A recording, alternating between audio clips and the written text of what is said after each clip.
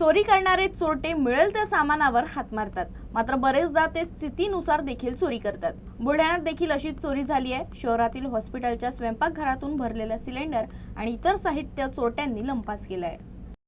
देशभरात गॅस तुटवड्याची परिस्थिती असतानाच बुलढाण्यातील टीबी हॉस्पिटलमध्ये चोरीची धक्कादायक घटना समोर आली आहे। हॉस्पिटलच्या स्वयंपाकघराची खिडकी आणि दरवाजाच्या कडी कोंडा तोडून अज्ञात चोरट्यांनी 17 सिलेंडरपैकी एक भरलेला गॅस सिलेंडर तसेच इतर साहित्य लंपास केले। यासोबतच तांब्याची ऑक्सिजन पाईपलाईनही काढून नेण्यात आल्याची माहिती समोर आली आहे। या चोरीत सुमारे 1.5 ते 2 लाख रुपयांचा मुद्देमाल लंपास झाल्याचा प्राथमिक अंदाज असून बुलढाणा शहर पोलीस ठाण्यात तक्रार दाखल करण्यात आली आहे।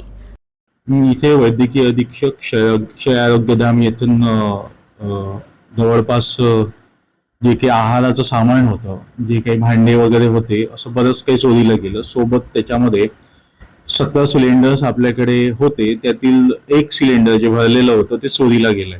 आणि याशिवाय गॅस पाईपलाईन जी तांब्याची असते, ऑक्सिजन गॅस पाईपलाईन, ती पण चोरीला गेलेली आहे। 60 ते 70 हजाराचं सामान चोरीला गेलंय असा एक अंदाज, प्राथमिक अंदाज वाटतोय।